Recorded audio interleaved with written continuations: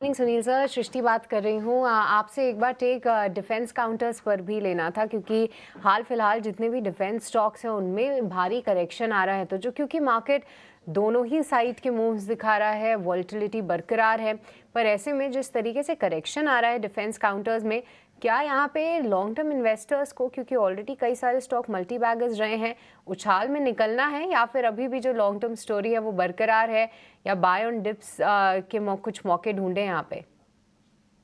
देखिए, long term story बरकरार है एक उनकी अर्निंग्स ग्रोथ और बिजनेस ग्रोथ की लिए, बट मार्केट में नहीं। क्यों?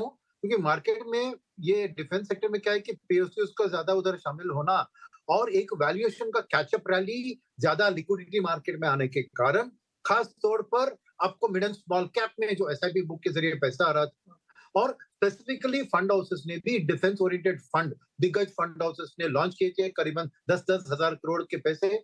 और इन पीएसयू में क्या होता है कि फ्लोटिंग स्टॉक कम होता है, क्योंकि 51% तो गवर्नमेंट के पास है, फिर कुछ इंस्टीट्यूशंस के पास है, तो फ्लोटिंग स्टॉक बहुत कम होता है। और प्राइवेट सेक्टर के खिलाफ अगर आप देखेंगे रिलेटिव वैल्यूएशन में, उन पे डिस्काउंट पे चल रहा था। तो ये रैली जो हुआ और ये रिटर्न्स जो इतने बेहतरीन बने, वो ये वैल्यूएशन कैचअप और लिक्विडिटी भर भर के उसी क्षेत्र में आने का एक कारण था। अब वो कैचअप रैली हो चुका है। अब थोड़ी अर्निंग्स में जितना उम्मीद बिल्डअप हुआ था उतना नहीं हुआ। अब क्या है कि तो फंड मैनेजर्स जिन्होंने ऑलरेडी खरीद चुका है इसको, वो थोड़ा प्रॉफिट बुकिंग तो करेंगे। तो रिटेल निवेशक जिन्होंने भी खरीदा है या इन स्टॉक को खरीदा या फंड में खरीदा, अगर उनका दुगना तीन गुना पैसा हो गया ना, तो थोड़ा बहुत उसमें प्रॉफिट बुकिंग कर ले। क्योंकि पेपर प्रॉफिट में देखते देखते ऊपर जाएगी और नीचे जाएगी कि क्या फायदा ना। तो मेरे ख्याल में कैश प्रॉफिट में थोड़ा बुक करना चाहिए, नंबर वन। नंबर टू, पूरा लिक्विडेट करने की जरूरत नहीं है। थोड़ा बहुत उधर वापस रखें, शायद वो प्रॉफिट को निकाल के अपने जो प्रिंसिपल कंपोनेंट है उसको रख सकते हैं। सेकंड, फ्रेश एलोकेशन करने चाह रहे हैं ना, तो आने वाले दिन में, क्योंकि फोकस क्या होगा, फोकस इस टाइम में आपको मानसून हो रहा है, फेस्टिवल सीजन आ रहा है, रूरल डिमांड का पिकअप दिख रहा है, तो एक कंजम्पशन के ओरिएंटेड स्टोरी जहां पे पीएसयू का ज्यादा प्ले नहीं है।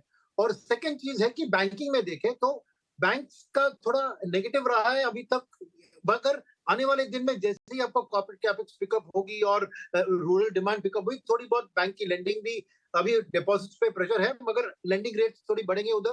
तो मेरे ख्याल में थोड़ा रिएलोकेशन फंड मैनेजर्स भी कर रहे हैं, away from infra, defence, energy into the consumption, BFSI, IT, यहाँ पे जा रहे हैं। तो उसी ख्याल से रिटेल निवेशक को भी इस क्षेत्र में मीडियम टर्म बिजनेस ग्रोथ का मेरे को प्रॉब्लम नहीं है।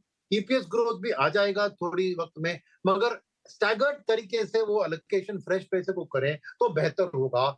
जल्द जल्द से सभी पैसा अभी निजी मत डालिए इन डिफेंस और पीएसयू ऐसे क्षेत्र में जहां पे बहुत से रनअप हो चुके हैं ऑलरेडी।